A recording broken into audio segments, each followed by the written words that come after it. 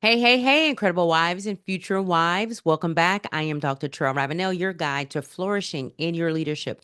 Wow. Cultivating a thriving marriage partnership and mastering intentional living. And guess what? We're doing all of this without sacrificing our God given identity. And today, what we're tackling today, listen, Linda, is a challenge many of us purpose filled women face. How to be powerful, decisive leader at work without accidentally bringing that same energy at home, without trying to take over our marriage. How do we stand in that space as powerful women of authority at the workplace, or CEOs, CFOs, COOs, senior leaders, managers, supervisors, all of that, leading teams, leading projects, leading programs? How do we not bring that same energy in the house? Listen, we want to show up as a wife that our husband needs without losing who we are, right? So let's dive into 3 ways to lead at work without taking over our home. It's a fine line, isn't it? You've celebrated your strength. You're celebrated for being this amazing visionary.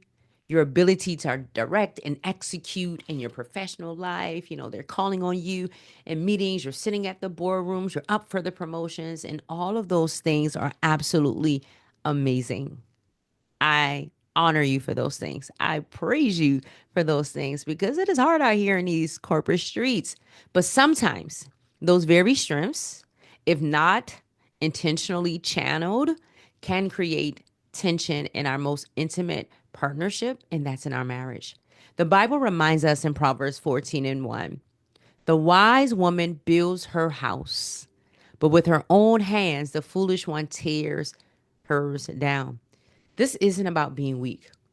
It is about discerning how and where to apply our strength wisely for building and not tearing down.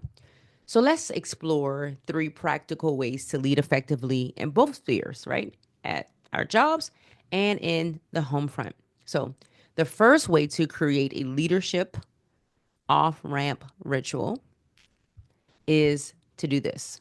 So just like you wouldn't drive a car directly into your living room, right? You shouldn't bring your CEO brain straight into your home environment without a transition. So this is what this off ramp is going to look like. So what is it? It's a conscious, deliberate act to shift gears between your work persona and your wife home persona. So how do we do that? Okay, when we get home, you might want to change clothes, take a short walk, take a shower, listen to some calm music, or put on, your favorite fragrances or whatever it is that you need to do to physically transition from the boss to the boo. Hello. Okay. Mentally, pray specifically for your home and your marriage as you commute. I don't know about you, but my commute can be anywhere from 15 to 30 minutes, depending on the mode of, well, no, you know what? Longer than that, because by the time I leave, get on the metro, ride the metro for 27 minutes, get off the metro, get in my car. So up to an hour. Let's say my commute can be up to an hour, right? So during that time, I can pray for my marriage. I can pray for my husband. I can pray, for things that are going on at home. And I take public transportation most of the time. I know some of you don't, but that's the advantage of public transportation.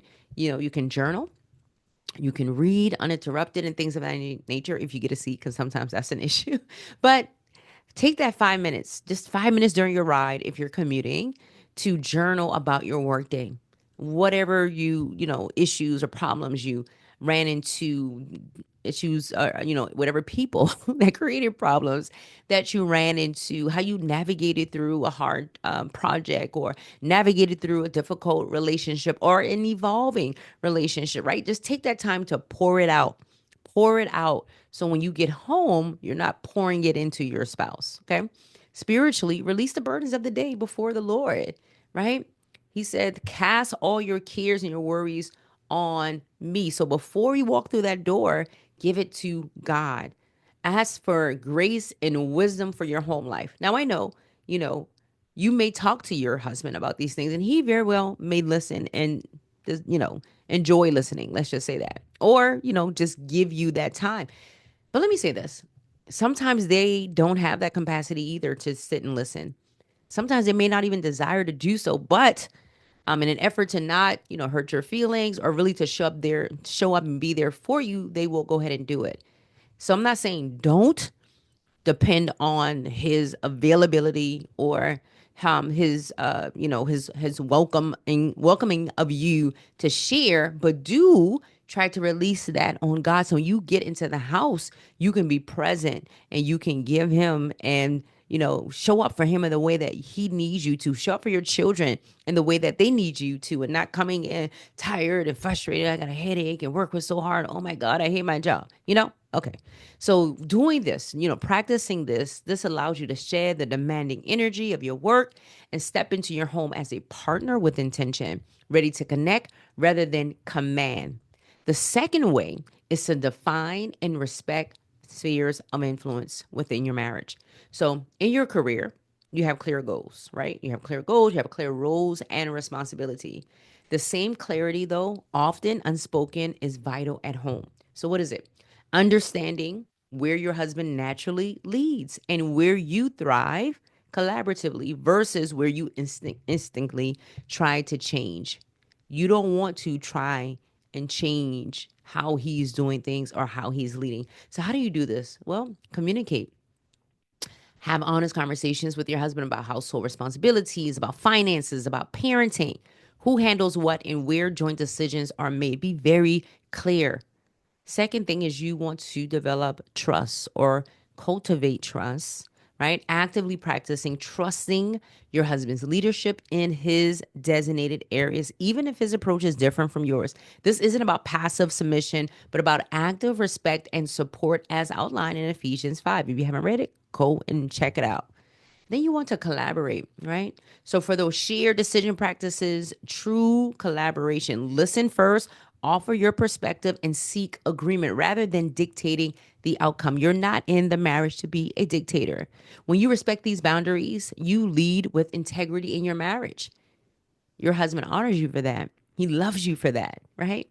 You want to foster this mutual respect and mutual partnership rather than a command and control type of dynamic, because that never works.